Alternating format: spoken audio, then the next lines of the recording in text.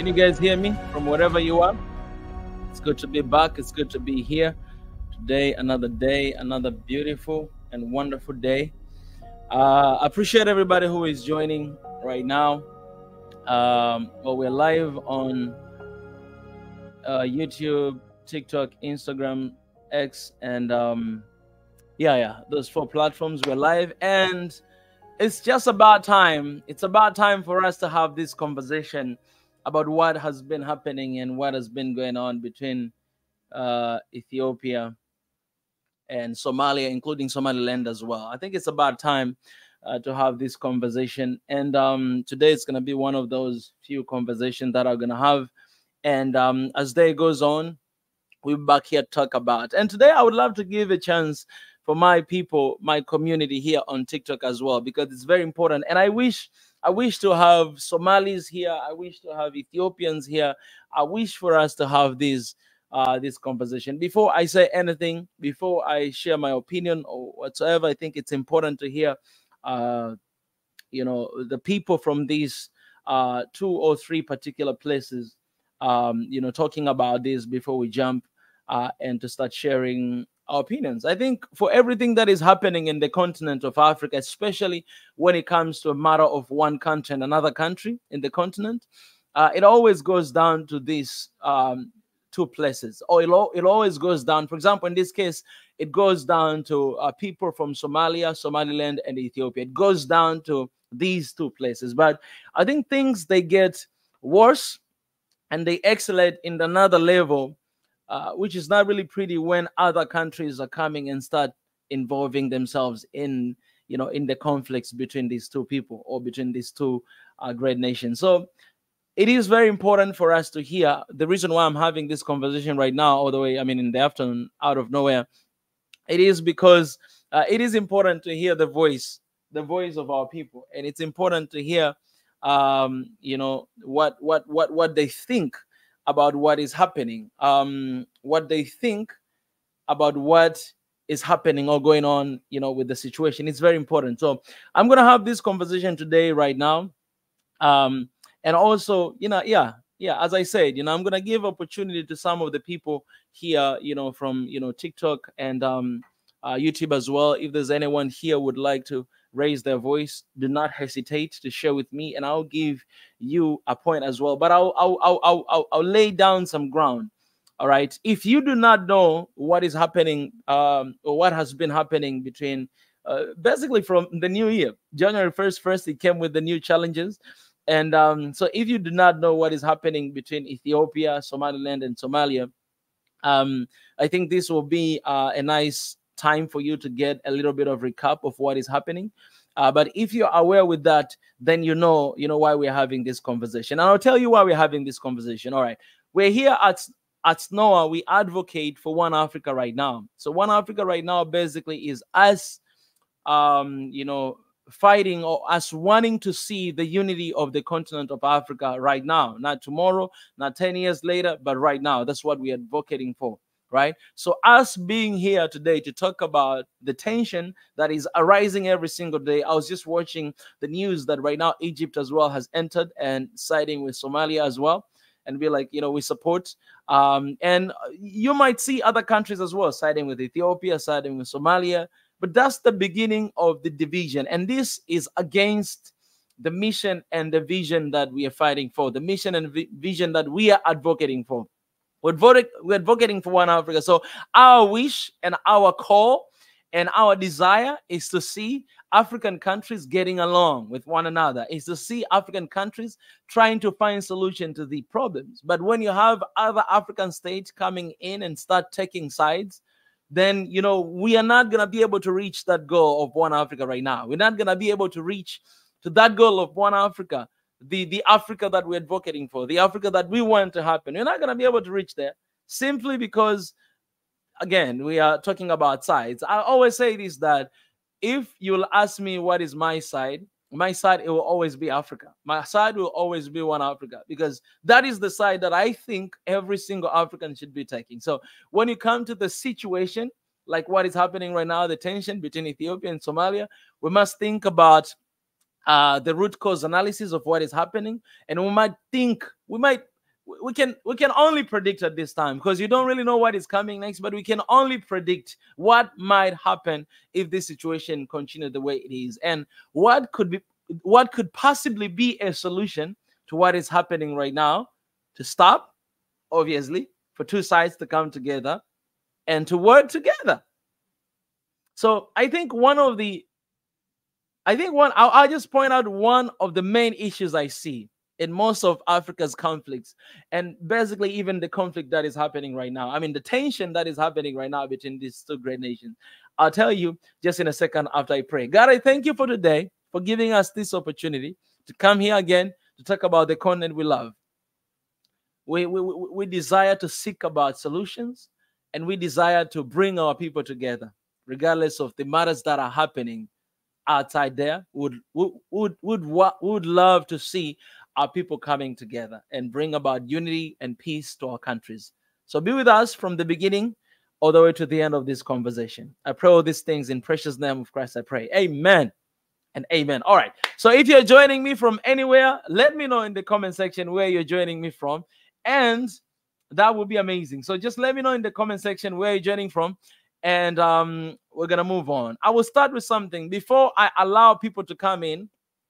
I want to build a little bit of a foundation of this conversation today. All right, I'll build a foundation. So you guys give me a moment to give a foundation, and I'm gonna invite people in to come and to share their opinion as well. So let me know in the comment section whether on X or YouTube or Twitter's same thing, or TikTok. These things are very confusing these days.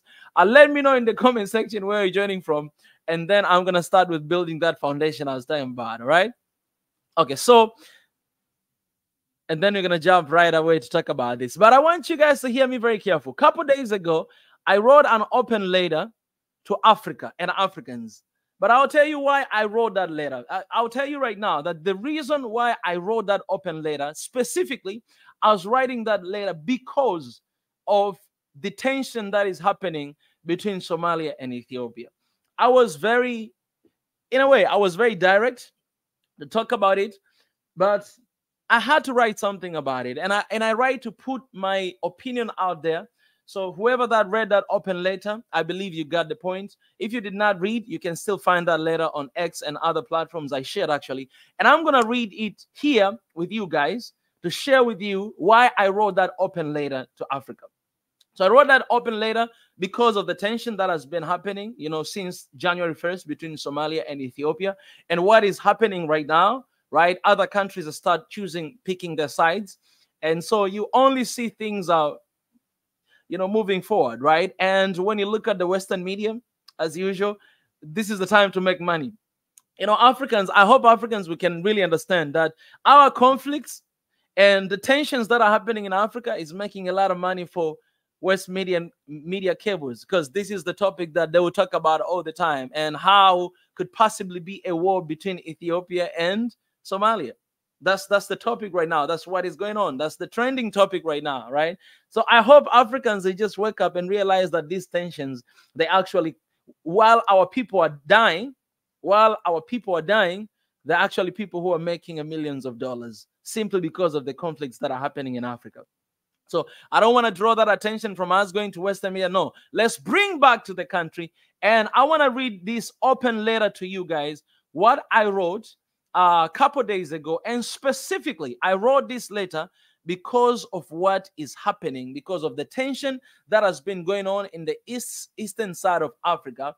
And specifically, I'll say this again, specifically, the tension that has been happening in Ethiopia and Somalia. And then after building this foundation, I will allow you guys, I'll open this space for you guys to come and to raise your voice and to raise your point as well. So I think the reason, let me read this first before I share whatever this stuff. All right. Okay, so this is the open letter. I hope you guys can see it. And I'm going to read it for you guys, and I'll share a little bit of my thoughts, and then I'll have some people coming in here, joining me from, TikTok and YouTube, and then to talk about all this stuff, okay? All right, so I wrote this. It is a constant battle and rough road as Africans merge politics and real life. So my open letter is basically about politics and real life. And some of you might argue that, politics is actually real life. How can you separate these? But I'll give you the meats a little bit afterwards. It's a constant battle, especially in Africa, when you merge politics and real life. And in this context, the approach has remained a source of controversy, tension, and wars. Sadly, our people are dragged into politics without a clear vision. Basically, is dragged into politics without a clear vision or clear understanding. All right. My fair advice to my fellow Africans or to Africans is to try to distinguish between the two, politics and real life or reality. Let politicians politic, while on the other hand, we ought to wise up and constitute and focus on a real life. All right, the majority of African politicians are very concerned about the real life of the people, but rather about politics and the next election. We can all agree this, that a lot of politicians that we have in the continent, their concern is about how are they going to get into the office in the next term, and how actually they're going to manipulate people through the whatever ideas or whatever talks they have to get into the office. That's their concern most of the time. And we have seen that over and over and over again, that the concern is not about the people, it's not about Africans, it's not about their lives, but it's about how they can get into the office again. So therefore, high time we, the African constituents or African people, draw a line between politics. It is a time to draw the line between politics and real life. Otherwise, we shall remain doomed by the excess politicking from politicians. Okay, the current ongoing tension between EAC, East African Community, basically, or East Africa region, right, or Horn of Africa, is very strategic and planned with a specific purpose, and I will share why. Take a look of Ethiopia, Somalia, Rwanda and Burundi, DR Congo and Rwanda, Kenya, and the rest of EAC. We must desert deeply and see beyond what we hear and read and the influence projected by politicians and social media. One of the easiest tactics to beat your enemy is distraction. Africans are always on the losing side because we are easily distracted and therefore lose focus and allow politics to control us all the time. The real enemies of Africa are not Europeans or Americans or Asians or Arabs, but rather Africans, African politicians. My fellow Africans, we must choose today not to be controlled by politics or politicians. Let us focus on each other, protecting one another, and stand up for our motherland, Africa. Unless we African people urgently choose unity over anything else, I am concerned no countries in Africa will survive what is about to come. All right, so that is the open letter that I wrote to my fellow Africans and to the African continent about the ongoing issues that are happening, in the continent and in our countries. Basically trying to raise my voice, try to raise my opinion to the people, and to see if anyone would bother to listen or to hear. But so basically, this is what it means, that when you look at the geographical politics of Africa and what is happening between one country and another country in Africa, then you realize that what is really troubling Africa for so long, for many years right now, is politics. And especially when you're talking about borders that colonizers actually initiated. Very strategic. That's why I said what is happening in Africa is happening in eastern side of Africa right now is very strategic and well planned and organized. This is not happening because of right now, but it happened a long time ago.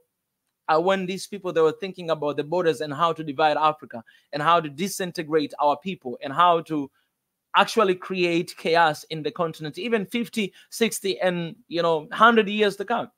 So the issues that we're struggling today, or issues that are happening between Ethiopia and Somalia, is actually about that right now. It's actually about that. And it's very strategic because you can ask yourself these questions: why this issue is happening right now, and why it has to happen right now, and where we are at, and what is going to happen with everything that is happening right now. So when you look at the conflicts and all these tensions that are rising, you realize that we take one step forward and then we take 10 steps backward. We don't really make any progress with what is happening in Africa or in the continent, but rather we are actually bringing more problems again and again and again. So my evaluation, or what I see and what is happening, without mentioning a lot of things, this is what I would say, that the reason why we don't have an end to the tensions that are happening in the continent right now, because we are as a countries, as people, we look each other as a competitors, and we don't look each other as neighbors and partners. So African countries, since what colonizers did a long time ago, bringing these borders, we have been seeing each other as a competitors, but not partners, not neighbors, but we've been seeing each other as a competitors. So we're going to do anything, we're going to do everything it takes to put each other down, because we see each other as a competitors. We see each other as rivals, but we don't see each other on the same page. And that's why having unity and having one Africa in our generation right now, it is a very complicated thing and very difficult thing, because we as a people, in our mind, we don't see each other as one people. We don't see each other as neighbors and partners, but rather we see each other as competitors. So when you come in the case, I've been listening to a lot of conversation that have been done because of this, attention that is happening with Ethiopia and Somalia. Then I've realized that all this tension and all these things that I listen from people, from friends, I only hear one thing. Like, there's a competition. There's always been a competition when you look at the historical background between these two countries.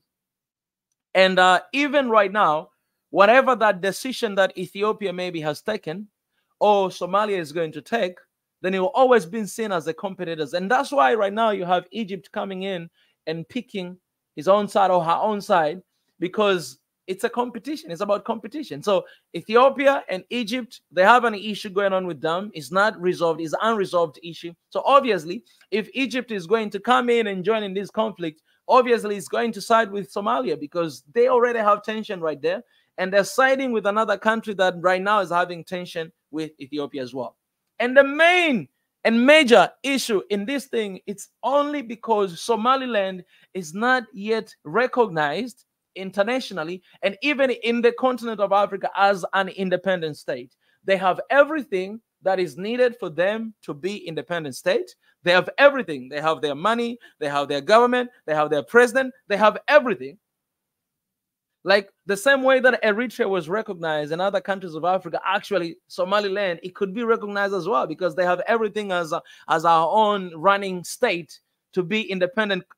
Recognized as independent state, but it's not yet recognized. And that's the question that I'm really asking myself. I've been asking myself why that is the case. Why Somalia? Because all these things will be resolved very easily and very quickly if Somaliland were recognized internationally and also even in the continent as an independent state. It will be very easy, because if Ethiopia, they have MOU, Memorandum of Understanding with Somaliland, and Somaliland is an independent state recognized, then there's no issue, there's no problem. But all these things and all these, whatever that is happening right now, it is because of the state of Somaliland internationally. So I think we as an African, we have a decision to make. We as a people, we have a decision to make. Yeah? Are we going to recognize Somaliland as an independent state, or we're going to leave it the way it is and allow whatever that is going on right now, tension, that can happen? Because to be honest, I'll tell you, to be honest, Ethiopia has all the right to do MOU with any other part of the country of Africa. If anyone, they have right to do that.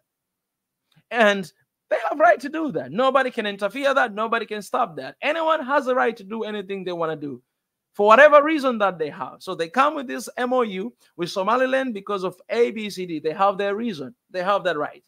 And on the other side, Somalia, they say that, this is what they say, that we have right to defend because this is a sovereign state. Why? Because Somaliland is not yet recognized as an independent state.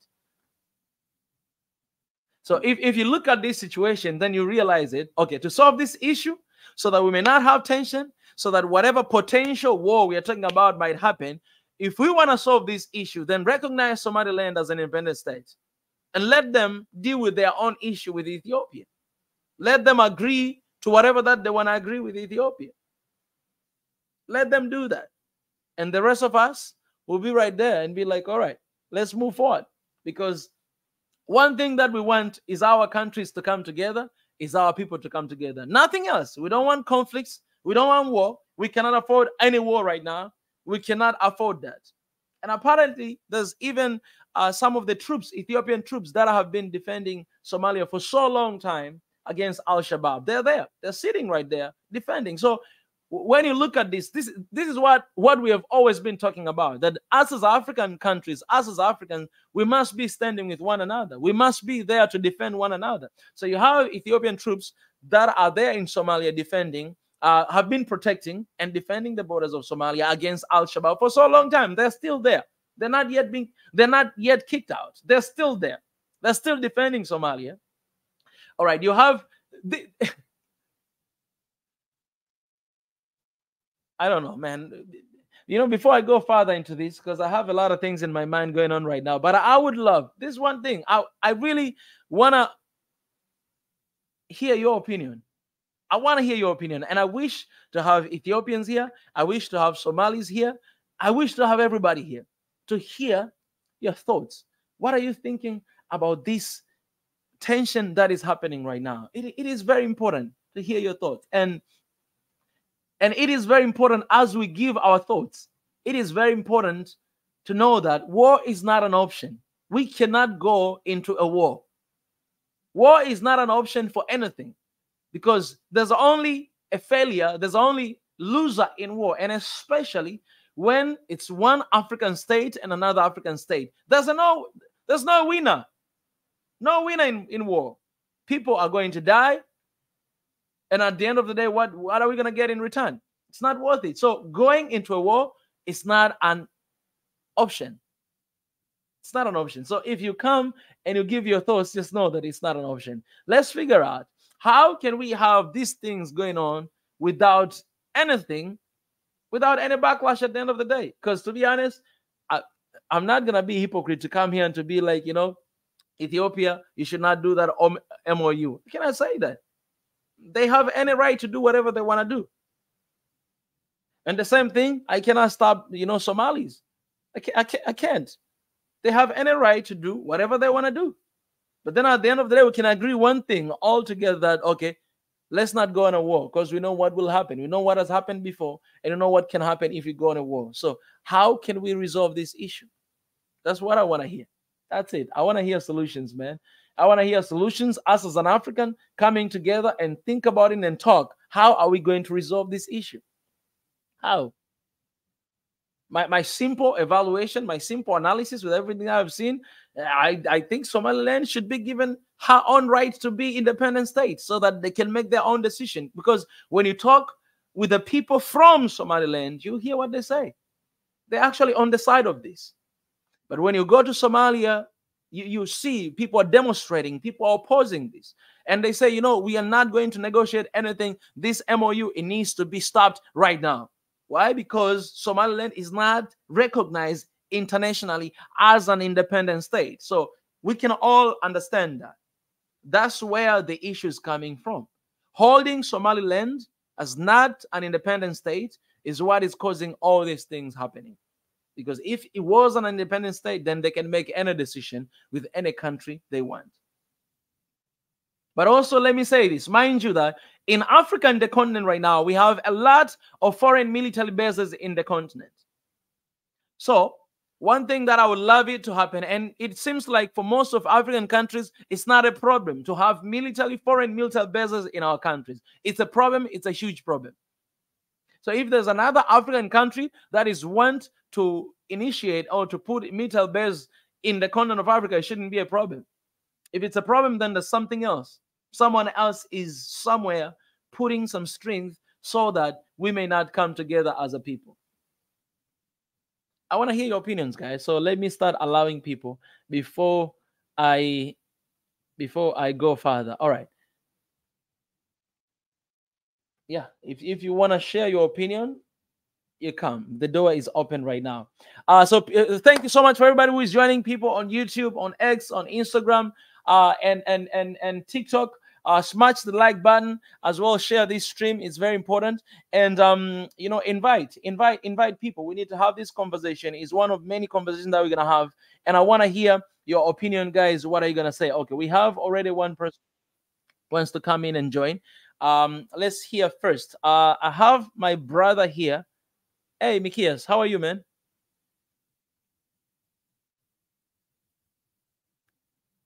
Mikias, can you hear me?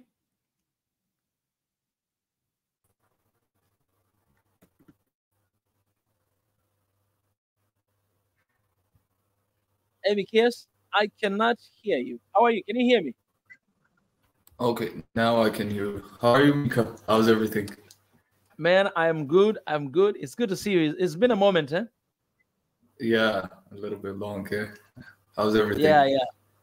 Everything is going right, man. How is Ethiopia? Everything's good. Give thanks. Everything's going. At least it's going better.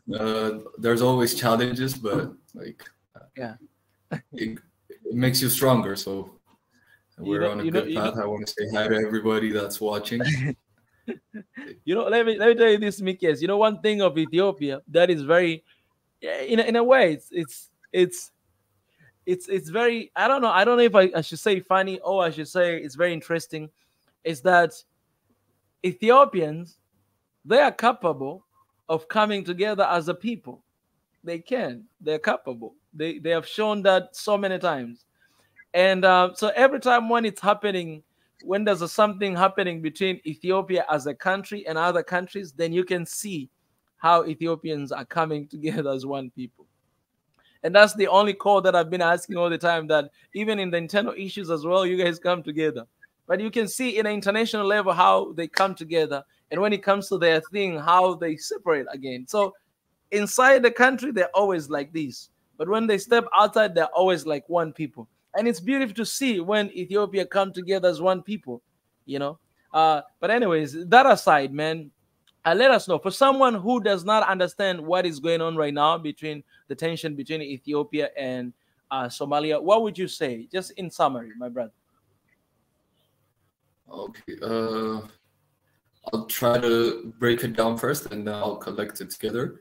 The first thing is that for the title that you raised, I believe, and I've heard a lot of intellectuals speaking about this, the conversation shouldn't be between Ethiopia and Somali. It should be between Somaliland and Somalia. So this issue is based on the two nations. They have their own history, good and bad, and there are two independent governments right now functioning. So they should finish that on their side. But when you come to Ethiopia, there's this case of being landlocked, and that us being landlocked, we need opportunities like ownership, to have a port and a way out to the sea, because history shows that Ethiopia has never been detached from the Red Sea. And so that's very critical issue as an Ethiopian. Maybe you have heard it, as the Prime Minister stated in a lot of seminars and panels. So it's a very critical point. So raising that critical point, we had a lot of options, especially after the peace, how do you say this? The peace agreement between Eritrea, between Isaias and Abiy about 4 or 5 years ago.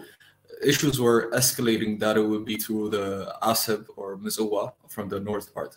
But things didn't go well in the internal conflict and so on, a lot of issues that I can't raise right now. But so we moved aside from the north side and started looking different options. So we found Somaliland, meaning Berbera. So they had, it was open, but nobody focused on it. Even the people, myself, didn't focus on it. It's an option, but I didn't know it was going to end up in the memorandum of understanding. But luckily, everybody was surprised on 2024. Happy New Year. So we have a port, and it's agreed. but it's a win-win situation, us recognizing Somaliland as a state. So that's when the Somalia government of Mogadishu started to see Ethiopian as a, so let's say, threat, because it's going to recognize Somaliland as an independent state. But that doesn't mean that they have a problem with us.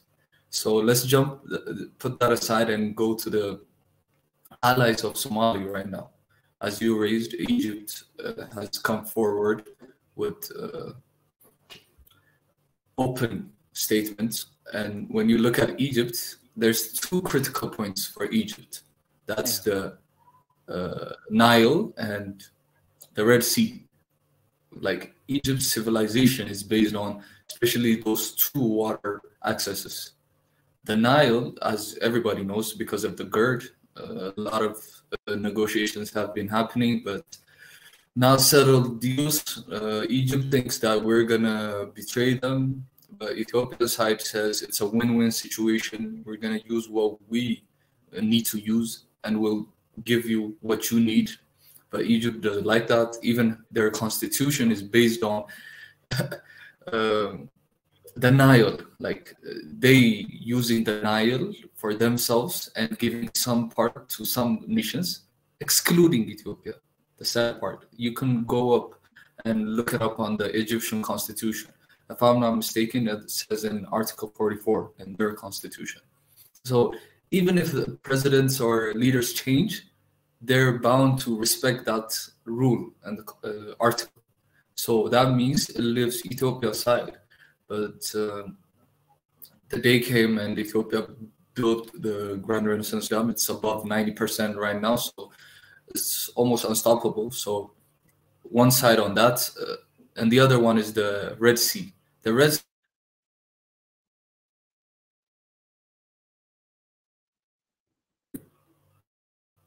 Hey, Mikias. Hello? Am I still there? Can you hear me? Okay, Yeah, you're back. you hear me? Back. I lost you for a moment there. Oh. Yeah, I think it's my network. Okay, so the other side is the Red Sea. When you look at Egypt's side, Red Sea plays a huge role in their economic prosperity. So especially the Suez Canal from the top and the Gulf of Eden from the curve of the Horn. So us basing our navy and economic access on that part is a threat, because we're the second most populous country in Africa. We have a huge economic potential, and we have a huge diplomacy that aligns with almost every nation in the world. Even we're having a diplomatic month. I try to share it with you on the channel. So we have a strong diplomacy. So that threatens, like you said before, it makes us a competitive mindset. But there's two types of competition, I believe. There's like a healthy one and there's an unhealthy one. Oh, yeah. The unhealthy one is, yeah, you understand me. The unhealthy one is, if I'm not growing, he mustn't grow too. But the healthy one is, I'm going to challenge him to improve myself. So the way I see it, Egypt has the unhealthy type of competition right now. So Ethiopia is growing. Everybody knows it, even across the world. So we want to have a healthy competition with a line with cooperation. So we want to share the dam with them, the Nile water, even not only with Egypt, with Sudan and everybody that has access to that. And the second one is we want to share the Red Sea, especially all this chaos happening in the Red Sea. We want to line our built navy, like reinstructed, reinformed navy, military group. So we want to help out everybody and help out the area to sustain peace. Like everybody knows what's happening in the Red Sea the couple of weeks and months. So there's a lot of, I should say, particular I can state. And the other one is, we're not in the, what's called the Treaty of the Arab League nation. We're excluded from that. Even from the Nile, we're excluded from that. And that's that's not right. You can tell from that. Yeah. So the way things are going, to be honest, I don't think nobody wants war in the Horn or in general in Africa and the Middle East, especially what's going on right now. But the way things are going, if you don't have a better idea and you're feeling threatened, you're going to use military operation. And sadly, that's what I'm feeling. This is my personal opinion. That's what I'm feeling from Somalia and Egypt, because they don't have the winning idea, so they might go into a military solution, and that's not a solution. I just wanted to say that. If you have any questions. Indeed. You know, you mentioned a lot of things, very interesting stuff, and it got me thinking that, man, talking about the Navy, stuff around that, region of the Red Sea. Imagine if all these countries, came together. Imagine if all this country came together. I mean, we've been talking about one Africa all the time, but imagine if all of us came together and unite our strength to form that navy. You know what I'm saying? If it's in the Red Sea, if it's other part of Africa where even Al-Shabaab is the common threat in so many regions in Somalia and neighboring countries as well. And they've killed a lot of people. So what you see, what is happening right now, it is, it's pretty sad because me personally, I see a solution to a lot of issues that Africa is facing, right? And especially in the places like that. But we would rather allow the foreign military bases in these places. We'd rather allow the Navy from the US and other countries, going through the Red Sea on the region of Africa, but not allowing our fellow Africans actually have the same thing. And I understand, from the other side, it could be seen as a threat, based on the history that Somalia and Ethiopia have had for such a long time. So it could seem as a threat, but I think it's very interesting that you mentioned there's a problem between Somaliland and Somalia, and has been there for so long time. Can you elaborate a little bit on that? But why you see whatever that is happening right now, it's between Somalia and Somaliland should sit down and talk, and it's not really about Ethiopia and Somalia. So I know Ethiopia have this MOU with Somaliland, but what about Ethiopia and Somalia? Did this conversation ever happen, or do you see it happen anytime soon? Okay. As the National Intelligence Ambassador said, Redwan Hussein, he said that it was an open. Most nations in the world knew about this, that they have been approaching different nations for access to the Red Sea, and but nobody took a full eye on being Somaliland. Most of us, including me, myself, like I said, looked at Eritrea because we were the closest people, still the closest people, and the closest history that has been before they declared their independence. So most of us, as common sense, looked to the north. But luckily, as a politician and in economics and military, they decided to help hold more talks with Somaliland because they demanded something, we demanded something. So it's a win-win situation. So after looking at that, Somali and Somaliland, I've been participating in some spaces on Twitter. I don't want to call it X, but the now called X. So they've been raising some points on from the Somalilanders. So they've been saying that they have been struggling being in the same category as Somali because they haven't been having the benefits as a generally. So they, if I'm not mistaken, in 1991, they officially started electing their own leaders and stuff like that. Even if they were together confederated in 1960, after a year, they declared their independence because a lot of atrocities have been happening. I don't want to. I'm not the owner of the story, so I don't want to go into depth on that. But a lot of human rights violations have been happening through history, even massacres, as they stated, quote unquote. You need to look more in depth on that. I just wanted to share what I have heard from them. So because of that, they want to declare their independence. So history came and the date came, and on this day, Ethiopia wants access to the sea, and Somaliland wants a recognition to be an independent state.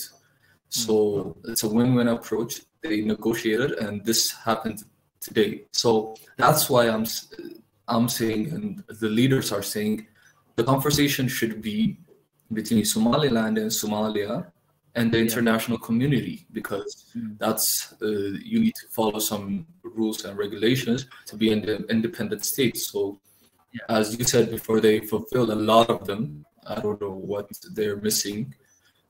They fulfill a lot of them, so it's their decision. So but the focus goes on Ethiopia because, like I said, there are some historical beefs through other nations. So they try to use it and manipulate it, like they did with Eritrea. That right the next day after we started asking for access to the Red Sea, they said the Ethiopia military is going to attack and invade some nation, especially Eritrea. So it didn't happen, right? So tomorrow, this is not going to happen, in my opinion. So, and to be honest, Mikias, you know, it's for me. I at this particular point, I don't like how the media or how people are labeling specifically Ethiopia as a invader, right? As a they've been labeling Ethiopia in a very negative way, you know, according to what is happening right now between, you know, these two great nations.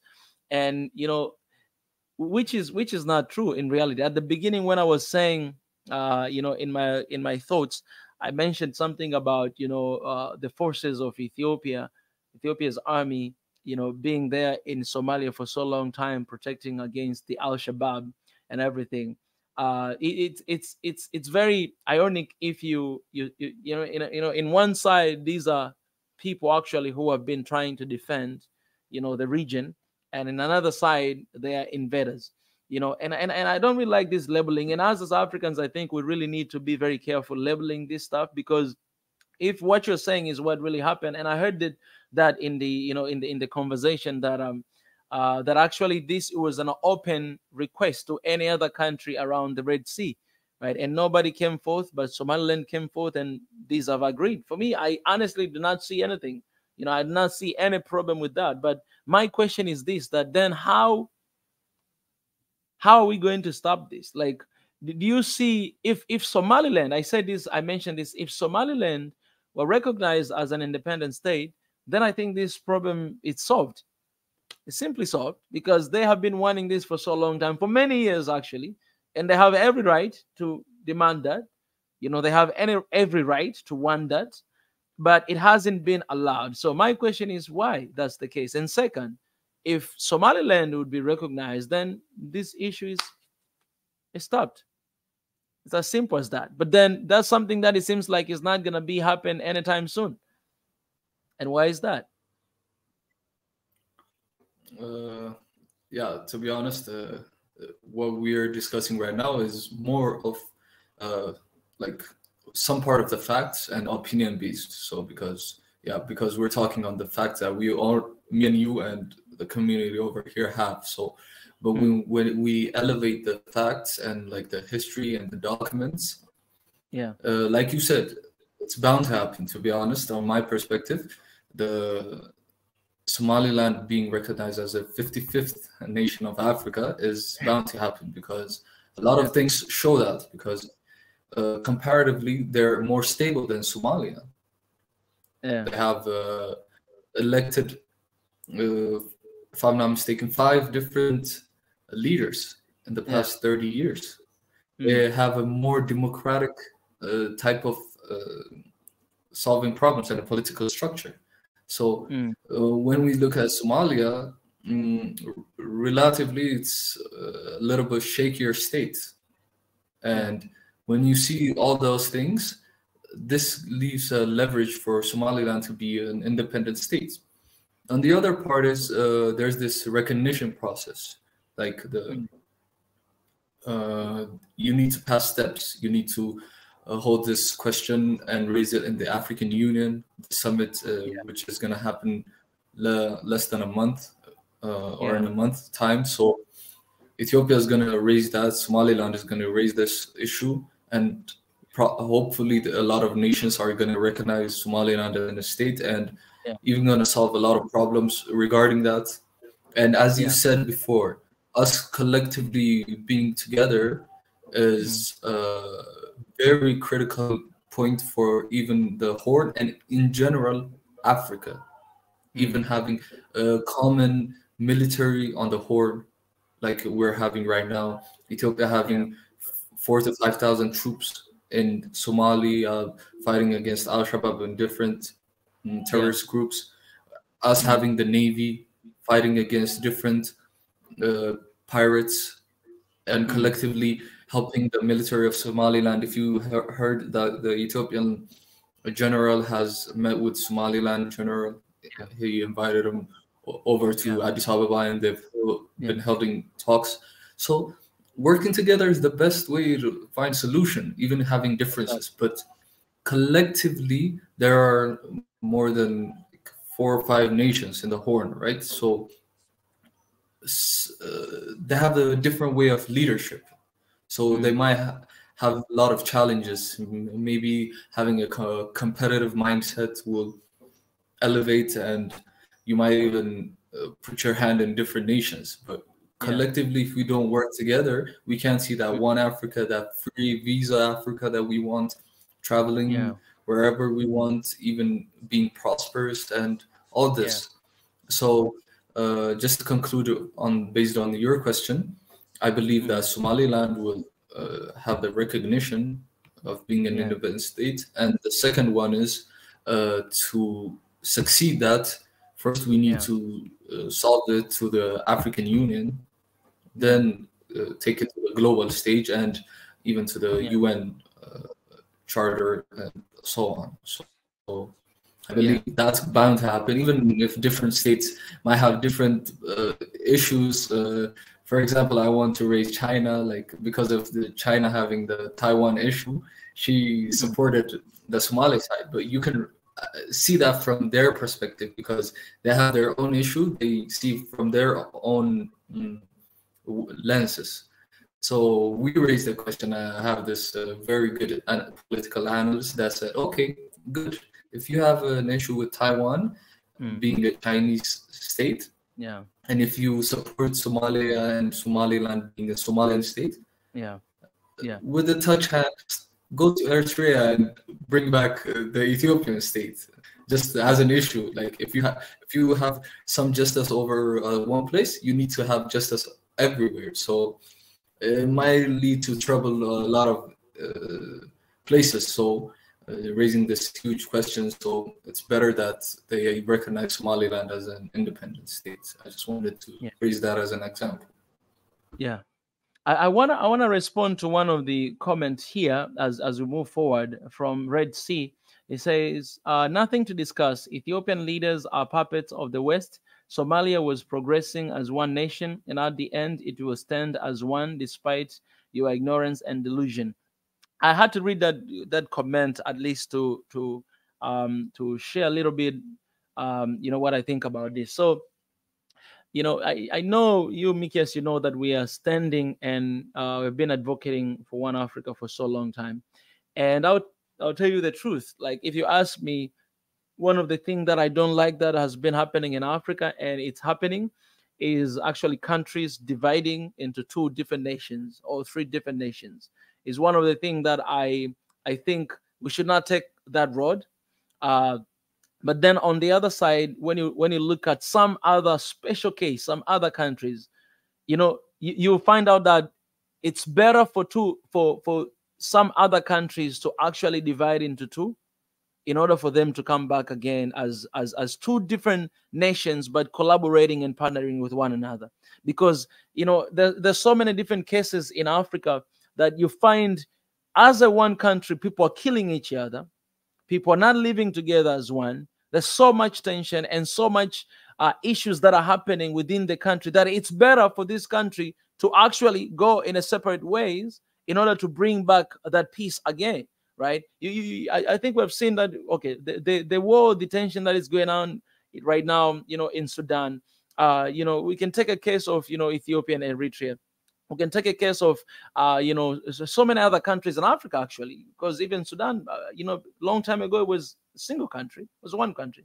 But because of religion and everything, it has to divide and all this stuff. Okay, you go to Nigeria right now, the same thing is happening, right? So personally, I do not really advocate for countries to go in a separate ways, because I believe in unity and I want people to come together. But there's some cases in the continent that it's almost impossible to find that peace in a country unless this country go in a separate ways for them to come back again as a single country. Because once you have a single national state recognized and another single national recognized, then basically they could agree in some of the things and actually reduce the tension that has been there, or reducing the death of the people that has been there. If there is a solution for a country not to be divided, for a country to be one, for a country not to be separated peacefully, then that's okay. That is good. Let's do that. Let's keep country as one. Because at the end of the day, I am advocating for one Africa. I'm not advocating for division of Africa. But what I'm trying to say, in this case, not every division leads to division. Some of the division leads to a unity, leads to the understanding. Some of the division actually reduce the death of our people. Because if, okay, I don't want to go into that, because, anyways, this is sad. This is really sad. Okay, this is really sad. I don't want to take this as an example, because this is bad. This is bad. All right. I feel like it's only bad because I don't believe in it. But I can't find another better example to give you guys. All right. Okay. I'll just give it anyways. All right. Okay. Okay. This is bad, man. This is okay. This is not what I do believe, but I need to share this example for the case of what I'm talking about right now. So let's take an let's take an example of divorce. All right. I'm a believer. All right. I don't believe in division. I don't believe on two people going in separate ways. But even when I look at the context, scripture context, it actually allowed in a certain case, and especially when it comes to sexual immorality.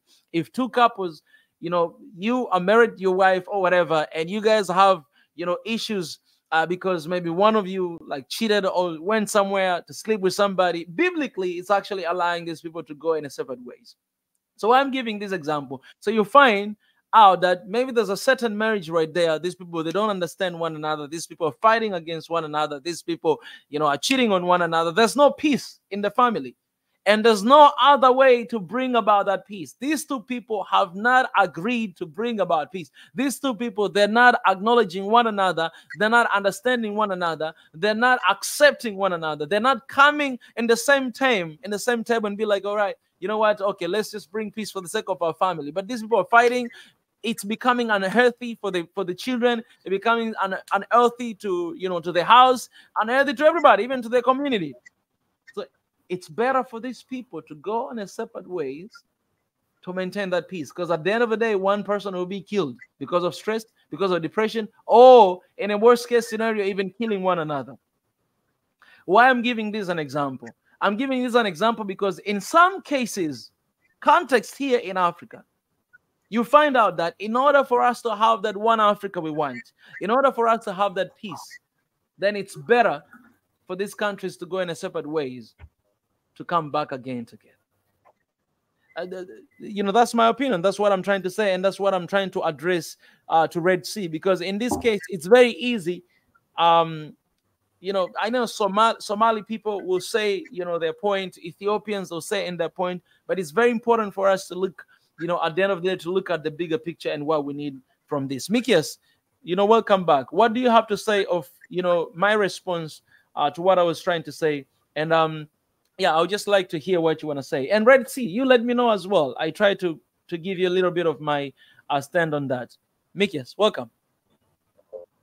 Okay, I had some connection problems. So I went out when you were reading the comments, and nothing to discuss. Ethiopian leader are puppets of the West. Somalia was progressive as one nation, and at the end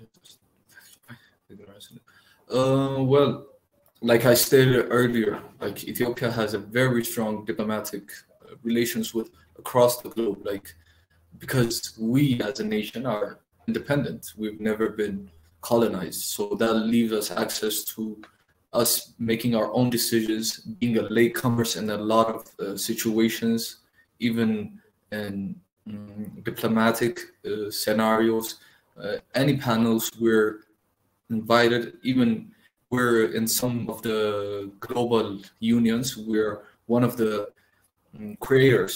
We've held our hands in League of Nations, UN, different cases. So we have a freedom to make our own decisions, even if we take some influences from different nations.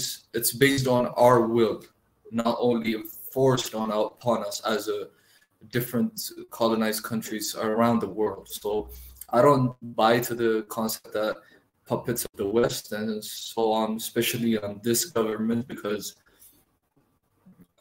we could look at a couple of years, the diplomatic approaches that we've had with different nations, like the so-called multilateral globe order that's happening right now. So we're playing a huge role, and by default, we've strengthened ourselves even to be a critical point, like the gateway to Africa, for example, is Ethiopia and most of the parts. South Africa plays a huge role, and Ethiopia is the other one too right now, like currently speaking, respecting all other nations, but the reality is that. So it's hard to say that puppets of the West and Somalia progressing as one nation. In reality, everybody knows that Somalia is a very fragile state right now. Like you said before, like a lot of military coups are needed to fight against Al-Shabaab. If Ethiopia and other nations like pulled out their troops, Al-Shabaab would be the person or the government that we're going to be negotiating to tomorrow. But we don't want that, because Al-Shabaab is globally recognized as a terrorist group. So a terrorist group being a government is going to be a failed state. So we don't want that for Africa in general, and other nations don't want that too, as an African nation especially. So I don't buy that comment, to be honest. It's biased. So yeah, we should skip that and like maybe talk about other points if you have to raise. Yeah, man.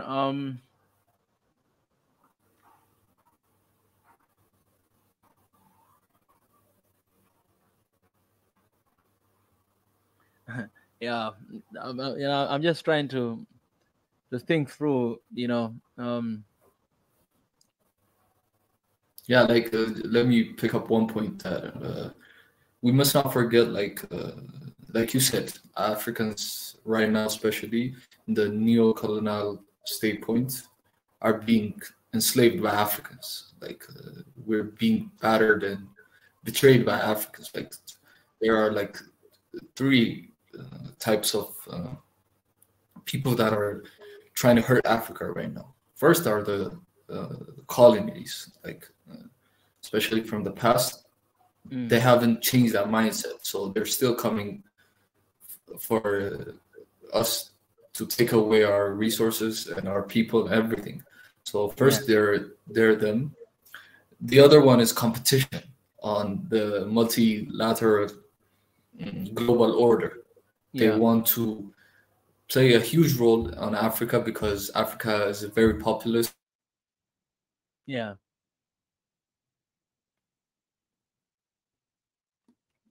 I'm losing Mikias again.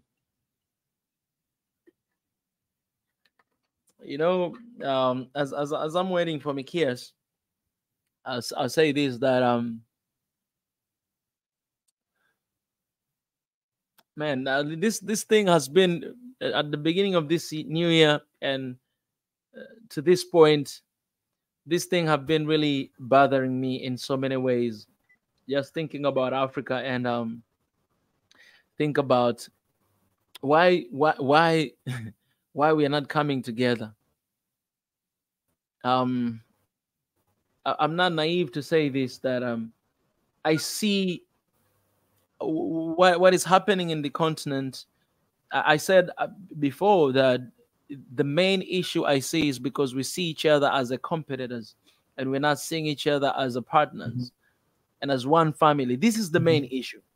That's why everybody is defending their own territories introduced by the colonizers, and we would rather partner with the Western countries and Eastern countries, and even we do not even consider about partnering with our neighboring country.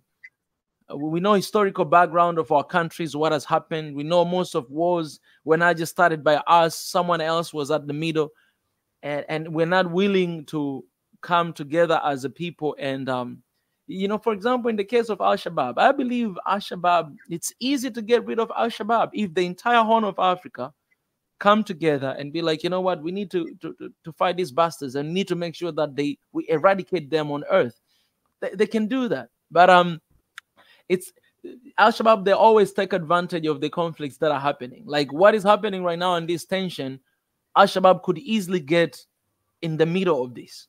You know what I'm saying? They could easily get in the middle of this, because I'm reading comments here on TikTok and some other places. And people are saying, hey, you know, we are ready to go on a war. I am ready to go on a war. Like, people are excited. This thing is happening, excited to go on a war to defend the borders and whatever, you know, in the Red Sea. And this is just ridiculous in all kind of level, that you don't have to go to a war with your neighbor to fight for the boundaries that were initiated by colonizers.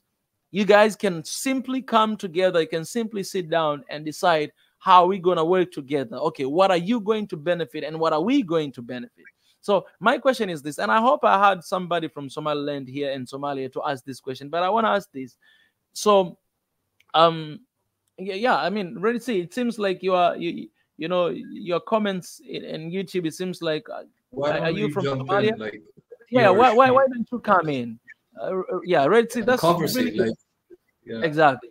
Red Sea, why don't you come in? I already share the StreamYard link, and let me share it again here on YouTube. Red Sea, come in. Stop commenting there and propaganda and whatever and calling us all those kind of names. Come in. This is the link. Come in and let's have conversation, because this conversation is not just with Ethiopia. I want to have this conversation with Somalis. I want to have this conversation with everybody. So the link is in the comment section. If you think that what we're talking about here is propaganda, we did not plan. I just started right away to start this live stream, and Mickey saw, and he came and he joined. And I share this link in the comment section for anyone to come and to join. Because, and actually, even before this, we have a group of Horn of Africa relation. I shared there. I asked for anyone who is open. I asked in the main group of SNOA, people from Ethiopia and Somalia, to come to join and to have this conversation, because it's very important to have this conversation. So I'm not just here because I always say this, that my side is always Africa, and I always side with Africa. And you can see the conversation that I'm having here with Mikias. It's for the sake of, you know, it's for the sake of Africa. So that is the link in the comment section. Why don't you come and join and have this conversation? Because my question is this, Mikias. I don't know if you can answer this, but I hope I had a Somali, you know, to answer this question. That does Somaliland have forget about international right, but do they have a, you know, this MOU that Ethiopia and Somaliland has come about? Somaliland, does they have authority over this area that have been given to Ethiopia?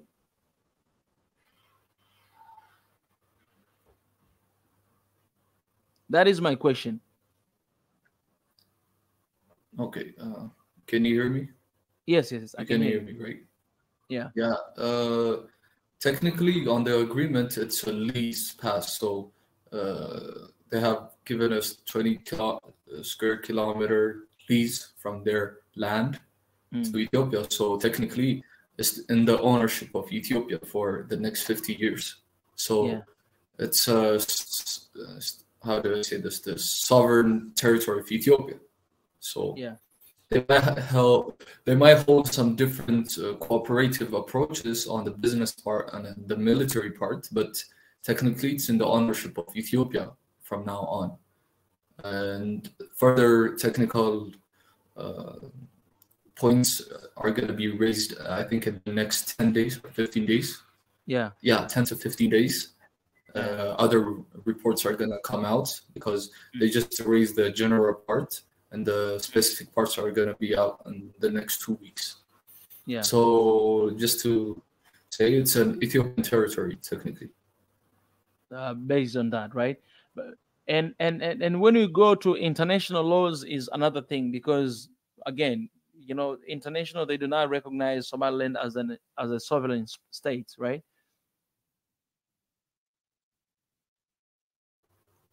Yeah, yeah. Currently, it's not stated. So Yeah.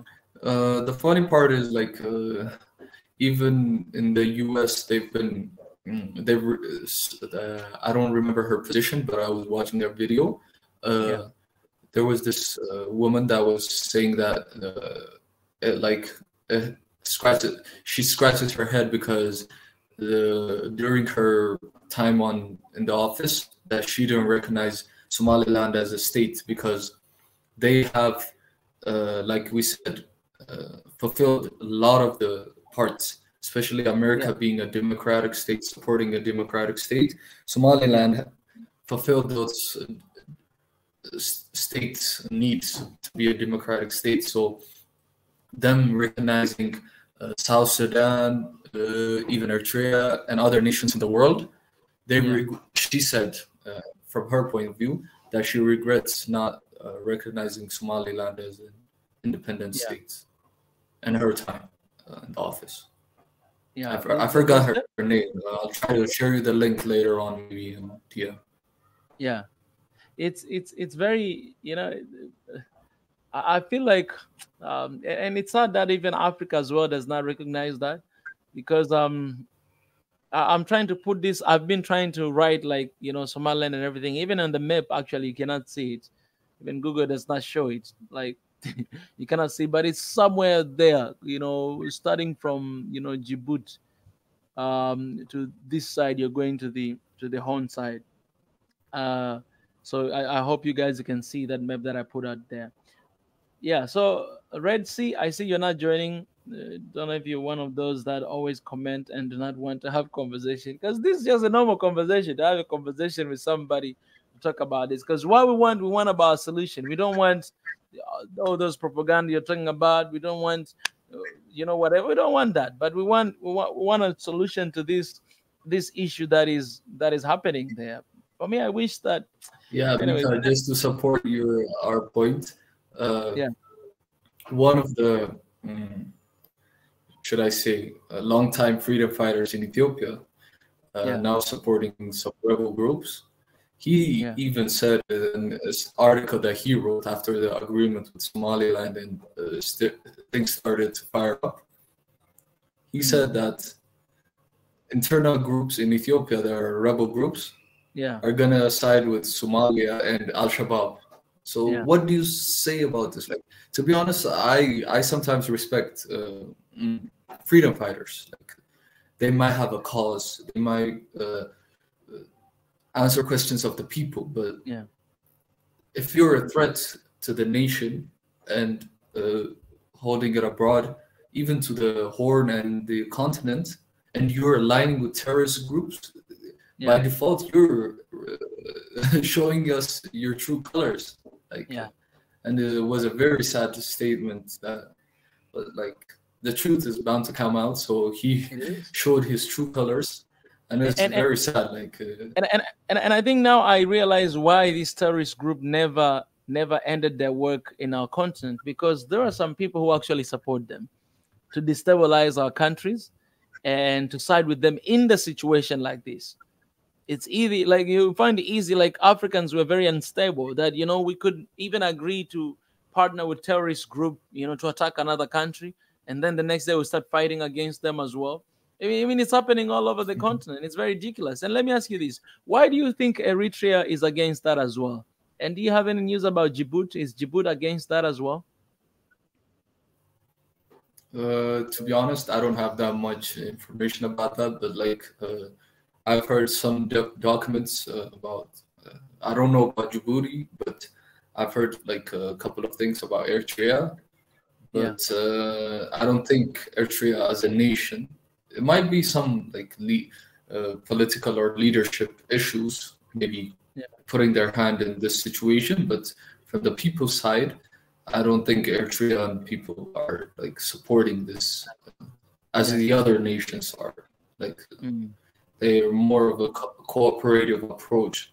On the leaders' part, it might be to maybe extend their leadership.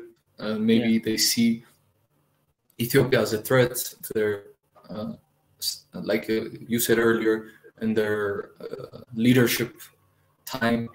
So for the sake of their seats on the throne, they might do this kind of stuff, but I don't have in-depth about that.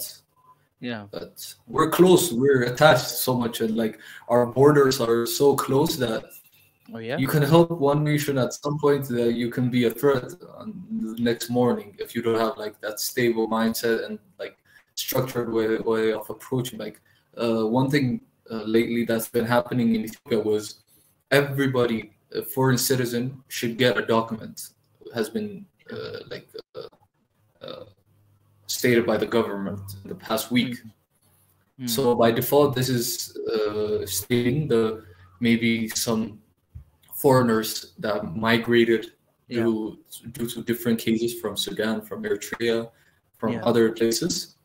They need some kind of document because we must analyze them, that they're not an undercover agent or something like that to create chaos in the nation, because Ethiopia has been through a lot the past few years. So you can't trust nobody at this time for the sake of your own safety.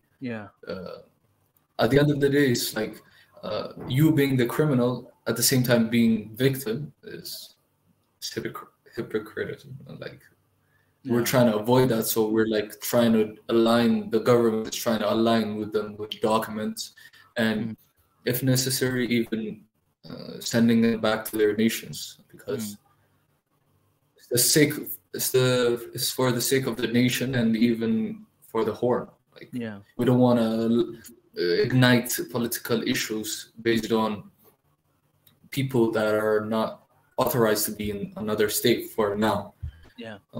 For the sake of the bigger good, should I say. Indeed.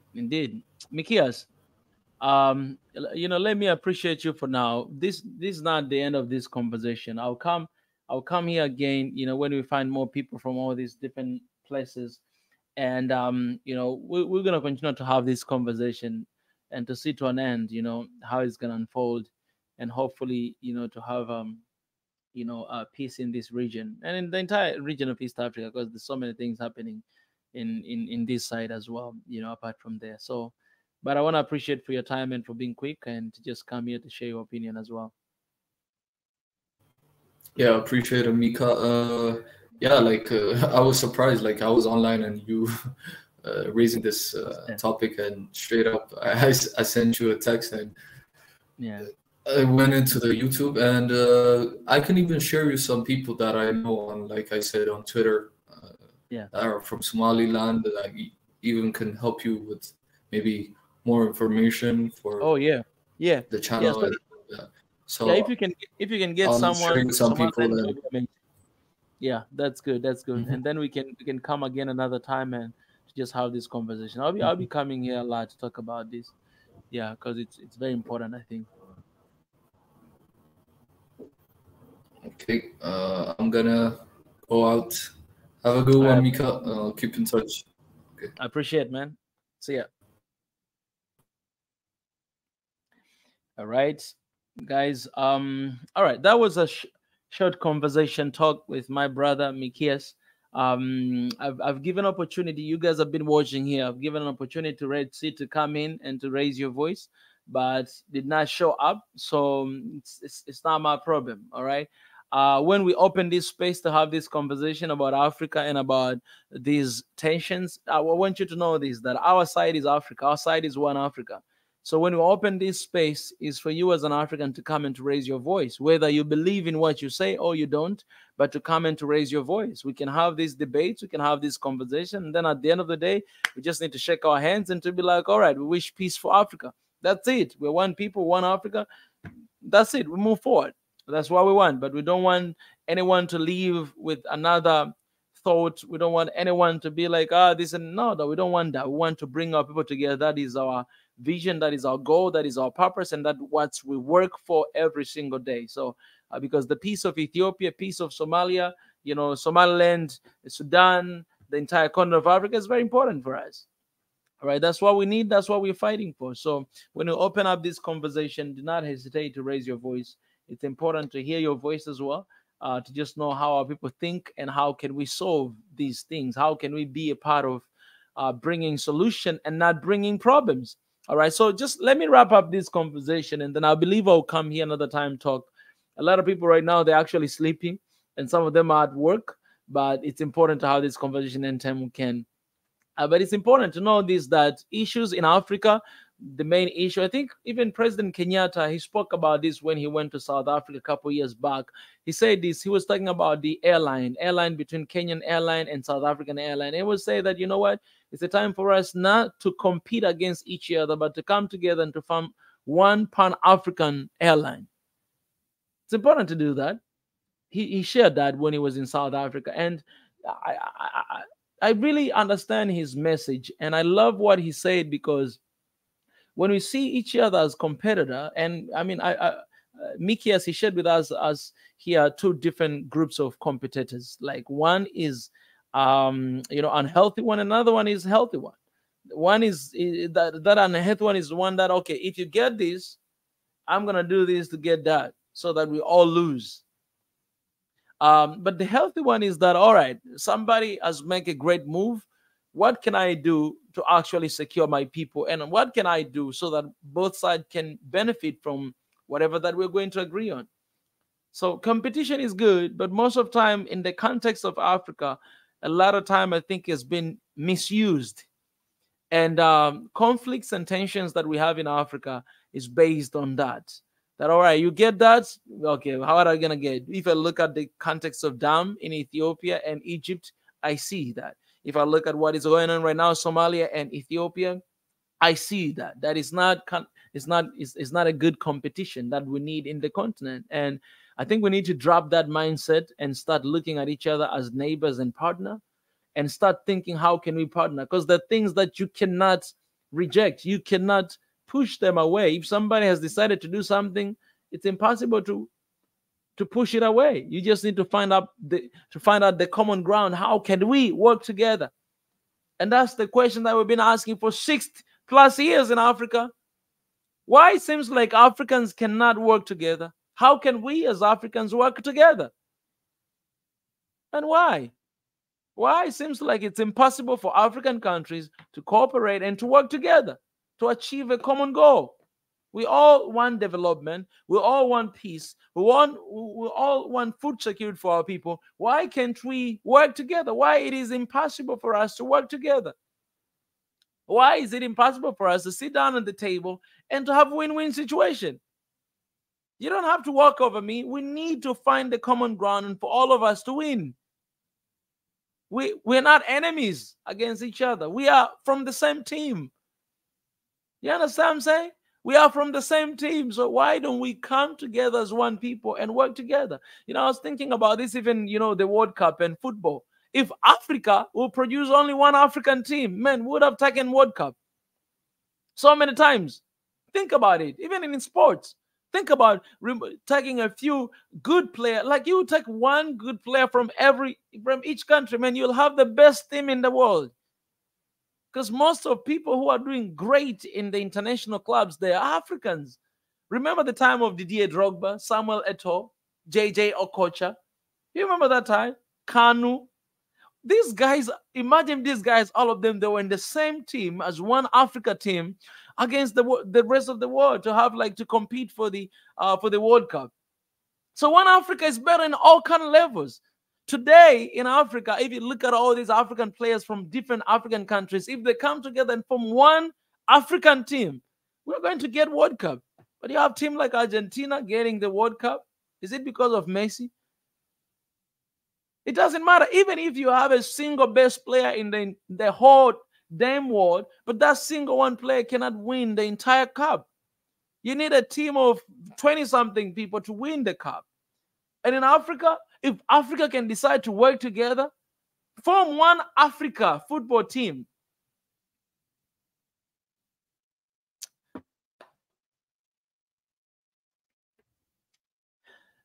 Africa will lose because of our ignorance. We are so ignorant, and we lose in all spheres. In an international level, we lose everything. Even in sports, while our people are being paid a whole lot of money in the England and Spain and whatever, and they do good there. Our people, talented Africans. You understand that? But what if we came together and formed the same team? All right. In this case of Ethiopia and Somalia, why why not coming together and decide to be like, all right, so it's, well, the problem is competition. We see each other as competitors, and it's not that good competitions, but it's a negative competition, and as a result, we all lose. So we'll rather go to a war. We'll rather all lose than coming together and all win. I don't know.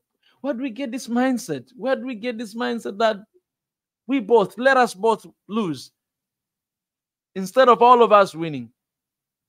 I don't know. How can we be so selfish? I don't know, man. I don't know.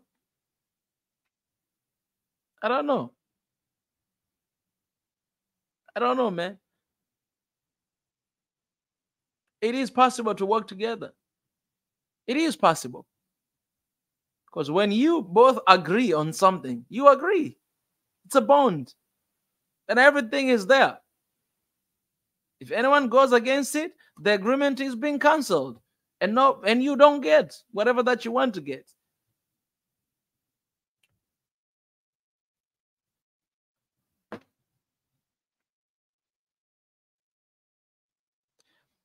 These things, we just complicate it. Yeah, we just complicate it. Politics complicate everything. We just complicate it. But these things, I'll tell you the truth. You know, the most complicated thing you see is the most easiest thing on the other side. It just depends on how you see them. It just depends what kind of angle you see them. And this issue, if we don't want to see war, if you don't want our people to die, Somaliland, Somalia should sit down and decide. And the international organization, African countries, whatever, should permit whoever who wants to be independent should be independent. That's it. That's it. Instead of entertaining war, entertaining death, entertaining whatever, should be that. That's it. We can solve that issue. It's simple and clear. But if we don't want to do that, we should find another way out. War can never be an option. I'll tell you the truth. In this situation right now, Somalia and Ethiopia, it depends on how you see it. Some people might think Ethiopia is very crazy to do that. These guys, they just care about themselves, whatever, this leader, whatever. You can think about that. That's one side of thinking of it. Another side is that, oh, this guy really wants to get together with other countries. You can see any angle. You can judge for yourself. You can judge for yourself. This partnership, this MOU, you can see however you want to see it. So for those who are in favor, they could take it as a positive move. For those who are not in favor, they will take it a negative move. You see? So you can have both sides in this issue. So how are we going to resolve when you have the same thing that other people see it as good and other people see it as bad? How can you resolve it? How to solve that? Of course, war is out of the picture. No war. Talks is very important. You can't say that we cannot have talk. No. We need to have talks. Because that's not going to solve any issue. It's not going to solve any issue. It's not going to solve any issue. It's not. Guys, it's not. Not having talk about what is happening, it's not going to solve any issue. Because I don't see Ethiopia stopping. I don't see Somalia stopping anyway. So you guys need just to talk. That's it. But another thing that will take this to another level is sides, taking sides. And that's why I wrote that open letter, that politics and real life. So my call to the people is that let's not entertain politics as much as we want to entertain, and turn against our own people. Let's leave that aside. Because right now there's a lot of Somalis living in Ethiopia, and perhaps Ethiopians on the other side as well, perhaps. We're one people. When you go to Jigjiga, you realize that we're one people because a lot of Somalis are there in Jigjiga. This is Somali state inside Ethiopia, right? Is it Ethiopia state inside Somalia? I think the other way around. So when you go there, you'll find a lot of them. When you go to the borders, you'll find everywhere. So we are basically one people. And for this, we just need to come up with a solution. That he said, I think war is better. War is not better, man. It's not better. It's not going to solve any issue. Why war is not better in this case? Because it's not going to solve any issue. I don't see Ethiopia backing down. I don't see Somalia backing down. War is not an issue. It's going to be just like Sudan. People are going to die. People are going to reallocate. And nothing will come out of that. And when that happens, we're allowing these foreign military bases that are there to step in. And when they step in, you know what they're going to do. They're going to take advantage of the situation. So war is not a solution. It's not better. We are in a very difficult situation that we think war can solve everything. War is not an answer. War is not an answer, and war cannot solve this. Open your mind and hear this clearly. War is not an answer, and war cannot solve this. War is not the answer to conflicts in Africa. War is not the answer for tensions in Africa. War is not an answer for Ethiopia and Somalia issue. War is not an answer. It can never be an answer. We cannot entertain that. And don't even say that you think war is better. You say that because you think you know it. But if right now you are dead, would you say that? And we have a lot of our brothers and sisters died because of wars. It's not an answer. It's not an answer. It's like people who are attacking me and start cursing me. It just shows how coward you are, because you cannot have a real conversation. The only thing you can do is just holding your gun and kill another person. It's not. We can't work like that. We can't be like a robots that are being controlled by machine gun and just want to kill one another because that will solve things. No. You want to have another genocide in Africa? Because that's what I see. That's what I see. War is not an answer. As much as there's a tension between even Egypt and Ethiopia about the dam, but I'm glad that there's no war there yet. Hopefully, it's never going to come, because it cannot be an answer. You cannot have two countries fighting in the continent and celebrate that.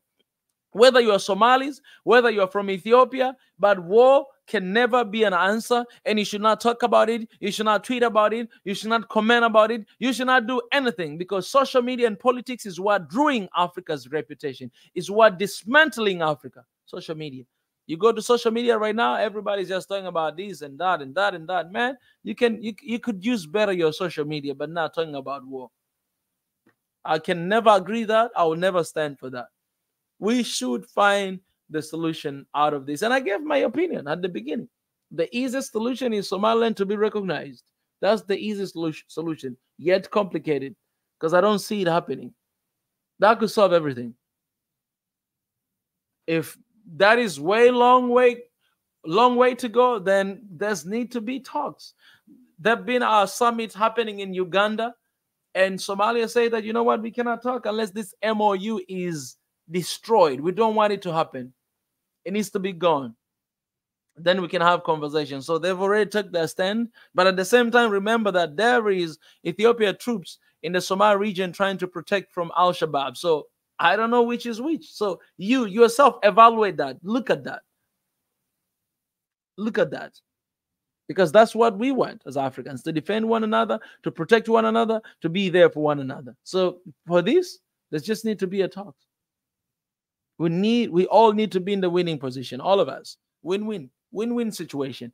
And we cannot win-win situation if we see each other as a competitor, if we see each other as enemies. We must see each other as partner and start thinking about how can we partner together and benefit for the benefit of our people, because whether we like it or not, our people are all over the continent. Some of the people are there in your country, and in another country they're there.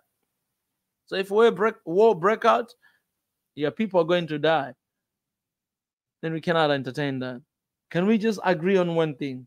That we cannot allow war in any situation happen. That's the very important thing. For other things, we can agree to disagree, but war, that's not an option. So, my fellow Africans, you have a choice to make.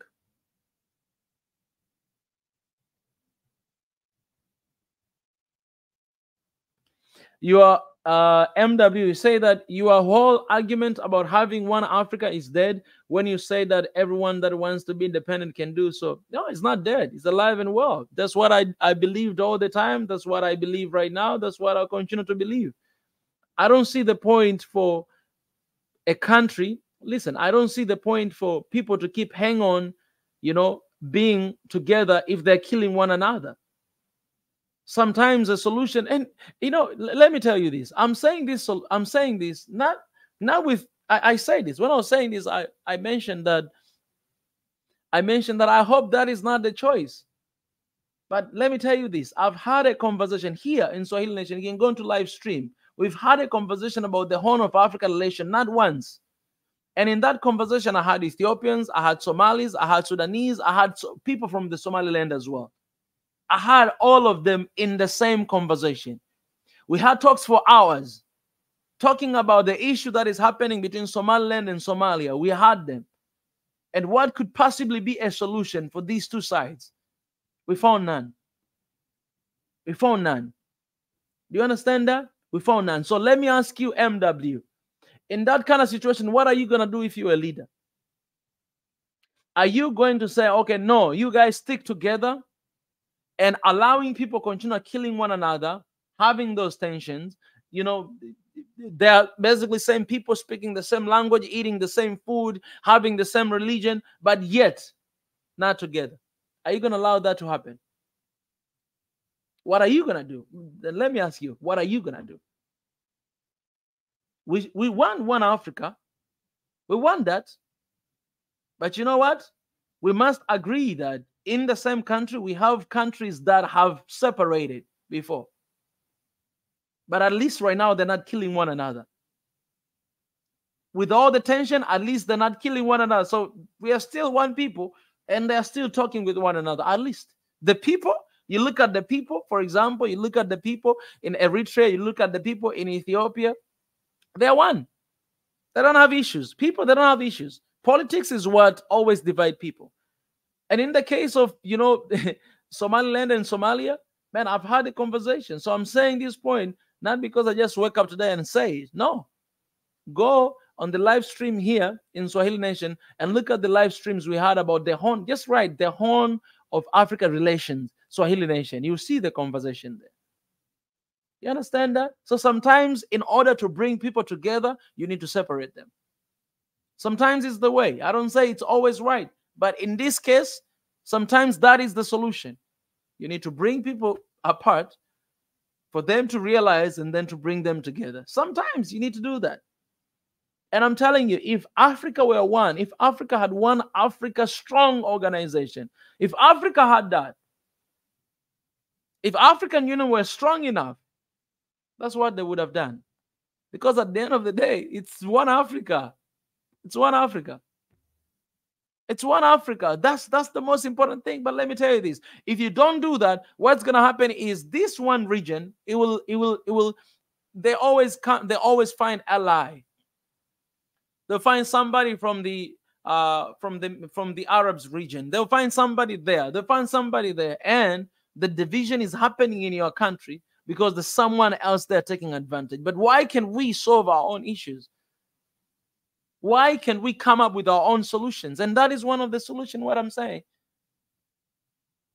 Do I like it? Do I want it to be there? I wish there was another option. I wish we would not reach that point of dividing our continent and be like 54, 55 countries, 56, 60. We might reach even 60 countries. I wish that it's not the case. But with this, mentality of Africans, this competition mentality, this colonized mentality that we have. I'll tell you the truth, man. Look at what is happening in Congo. Don't be surprised if the eastern side of Congo also want to be separated. Don't be surprised. Oh, it's just a matter of time. There's chaos happening, and then little countries, little countries, little countries. But so you have to understand that one Africa, until the day I'm called by my father to go back home, I will keep advocating for that. But I'm also realistic, thinking about situation like that. So I'm not just saying that because of out of nowhere, but I've had conversation with this and knowing that the situation that you need to divide people to bring them together. Okay, as a Somali person, most of us Somalis believe one Somalia and it is our problem. All right, MW, I did this. I shared the link in the comment section. I love to have you here. All right, I shared the link in the comment section. Please come and let's have this conversation. All right, please come and let's have this conversation. Instead of having these talks right here, going back and forth in the comment section and me replying, I'm sharing this. Please click that link and come and let's have this conversation. All right, you might not see me for a while, man. I'm trying to. My laptop is about to die, and I need to.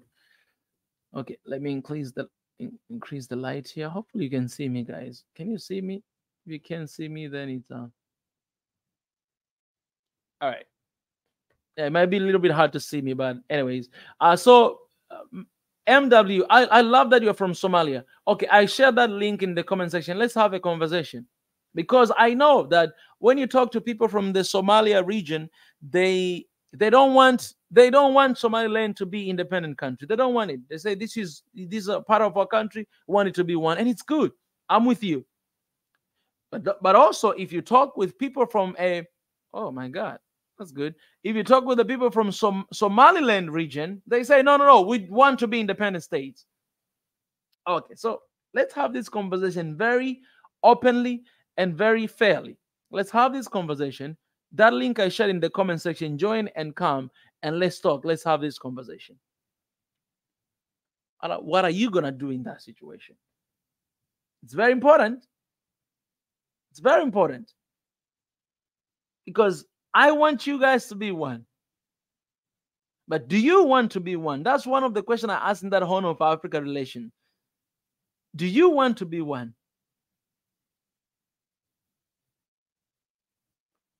Now, Egypt is supporting Somalia. What does that mean? It means if there's a war going to break out, Egypt will be with Somalia. But we all know why Egypt is joining with Somalia. Because of the dam. Because of the tension of the dam. And they'll accuse Ethiopia with everything they got. What do I want? I want one Africa. I want peace. I want these tensions to go away. I want us to work together. I don't want us to be competitors negatively, but I want us to be competing each other positively. That's the link right there. So if you're here, join there and we talk. MW, I'm waiting for you. The link is in the comment section.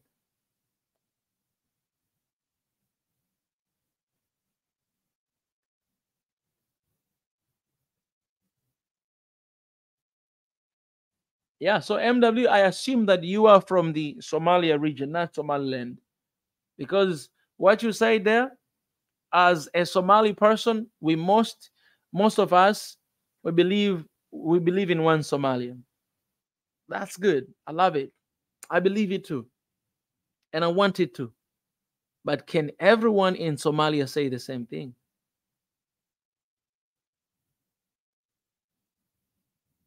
That's what I'm trying to say. That's what I'm trying to say. Because I'm telling you, in this MOU, Somalilanders, they're with Ethiopia.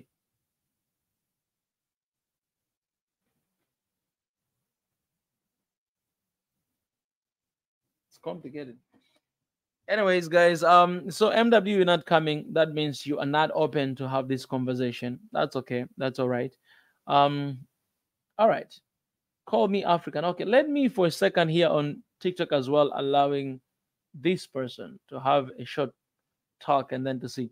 Call me Africa. How are you, man?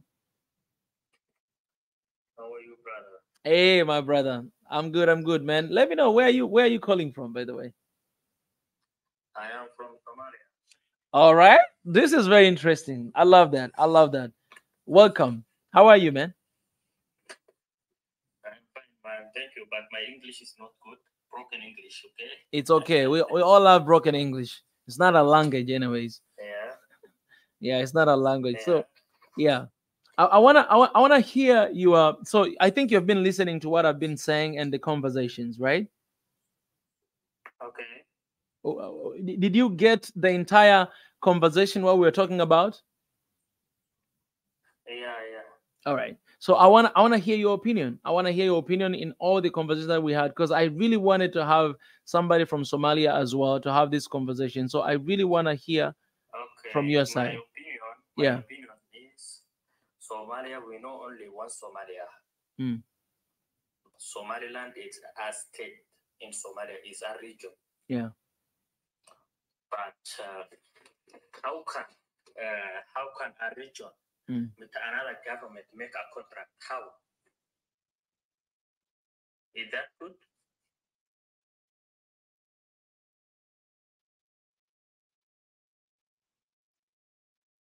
You understand me, brother? Yeah. I'm understanding. I'm listening to you. Yeah. The problem is we are one Somalia, we Yeah. have one flag, Yeah. one religion, Mm-hmm. and one culture. Yeah. But Ethiopia, Ethiopia are many people, there are over maybe 100 million. Mm. They say we bring our army to Somaliland, see, they do something like that, but that is not, I don't think that is okay. I don't think. Yeah. Yeah, but my English is not good, but sorry.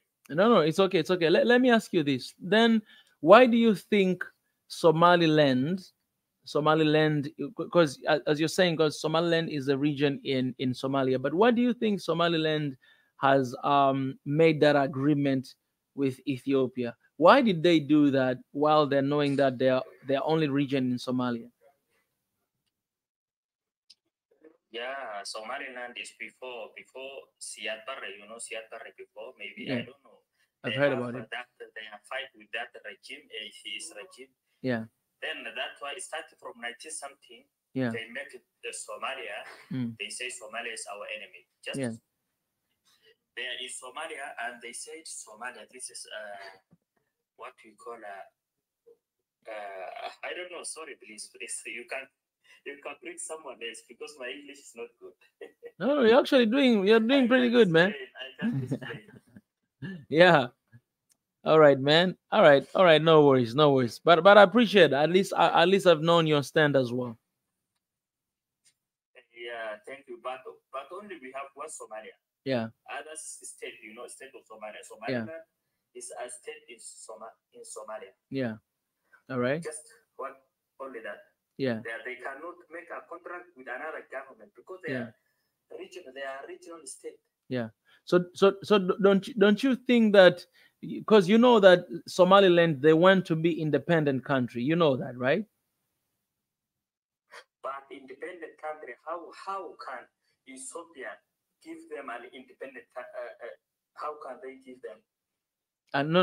What I'm saying is not Ethiopia, but I'm saying people in the Somaliland region they want to be independent country, right? You know that, right? They want to be independent.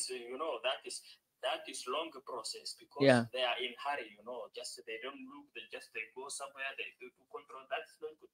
They are in process still. Their process is not finished. How can you an independent country? How can you a regional state make contract with another country? How?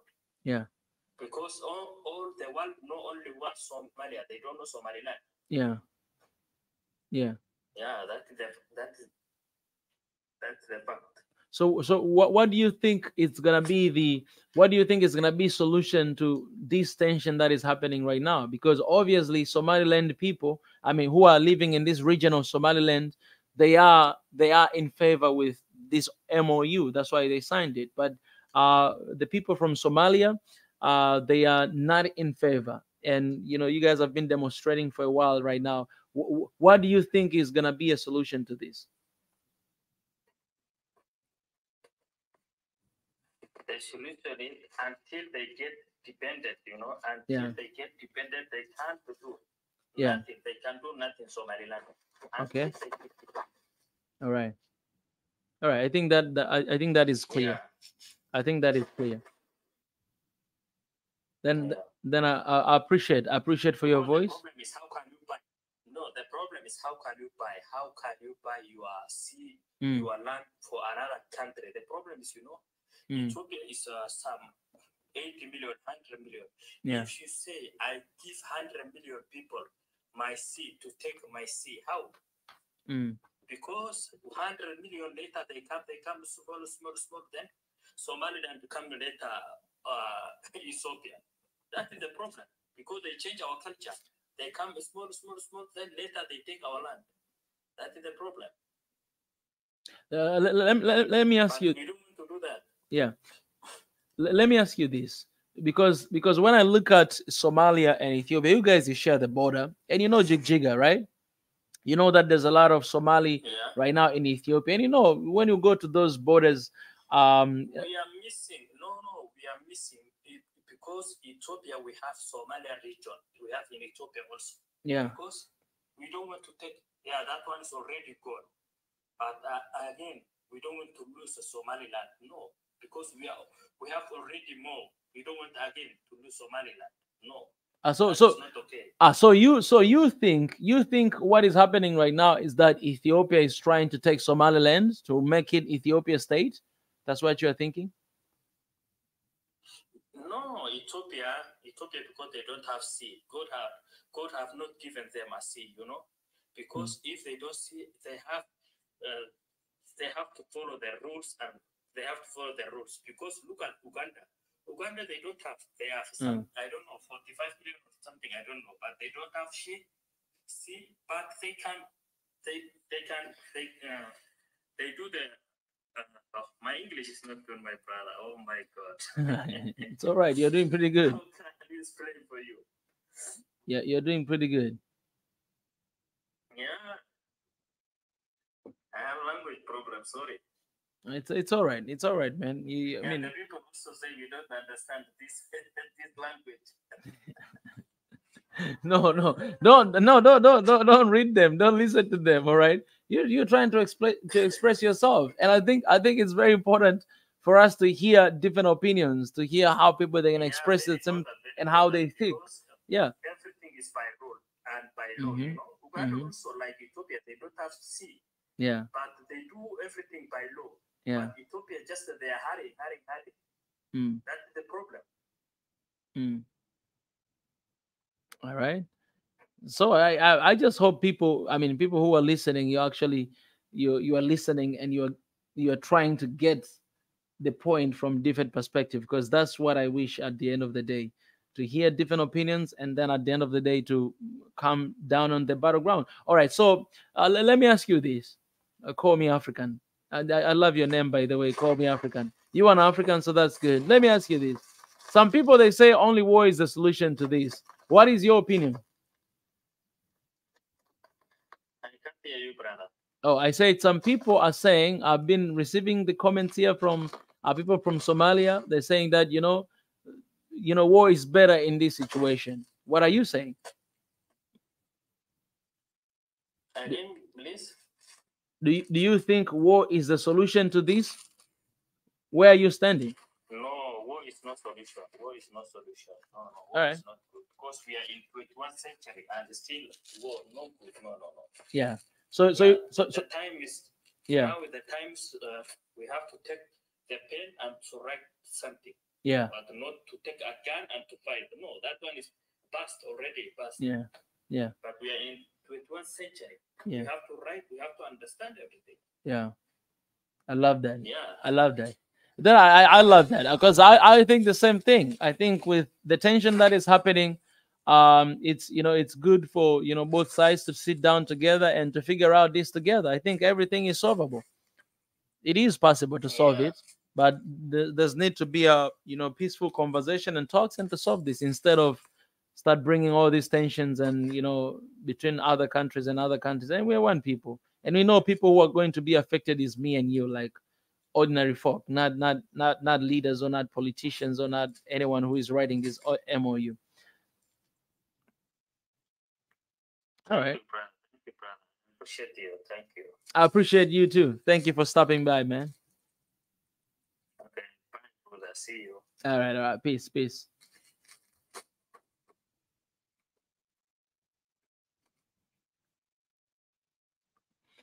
All right. So I am really happy, by the way, because I just wanted to have a conversation with someone from Somalia to hear, him or her. And I think you guys have heard what he had to say. And I think this is the example, or this is how a lot of people in Somalia they think about this situation. So I hope you have that in your mind, and hopefully next time when we come and we have conversation, then we can actually get everybody together on the same page and to talk. It is very important. All right, guys, as I said, man, this is not the last time. Right now I need to leave just for a second, but I will come back again hopefully later tonight to have this conversation more. So let's say this is just an introduction to this conversation. So we're gonna have a lot of conversation about this later through our YouTube, X, Instagram, and TikTok as well. So you guys stay right there. Don't go nowhere. I love you and thank you for joining. And we just hope for a better future in Africa, and we hope our continent will remain, strong, and our people will come together. War is not a solution. War is not an answer. So let's not entertain that. And guys, I will see you a little bit later. Let me pray and leave this place. God, I thank you for today. Thank you for this conversation. Thank you for Africa. Thank you for our countries. Thank you for our leaders. Thank you for our people. Thank you for everything. We desire peace. We want unity. And we want our people to come together because the future of our children and the next generation is on us. So help us through this journey. And I thank you for everything, because everything we give it back to you in your hands. In your precious name I pray. Amen. Amen. Guys, I'll see you later. Bye. Okay. Username of my TikTok is Mika Chavala. Same thing, Mika Chavala. Yeah. And maybe later, Max Med, later, I might be coming back later at night to have these talks. So hopefully you can have a lot of you guys to come and to talk. All right. So far for now. African Clinton. All right. I'll come back later. And African Clinton. All right. Send me email to my email. All right. Send me email to my email. Email is oneafricaofficial@gmail.com. oneafricaofficial@gmail.com. oneafricaofficial@gmail.com. Send me email there, and we can exchange some WhatsApp contacts, and then we can have conversation about that. I've been wanting to have that for a long time. So do that. Guys, let me say bye to you first. TikTokers, bye-bye. See you later. And you guys in here? No. I'll see you guys. And thank you for stopping by. We'll come back later again for the conversation about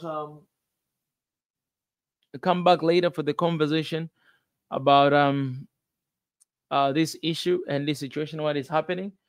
So for now, I'll just sign out, and I'll see you guys later. All right.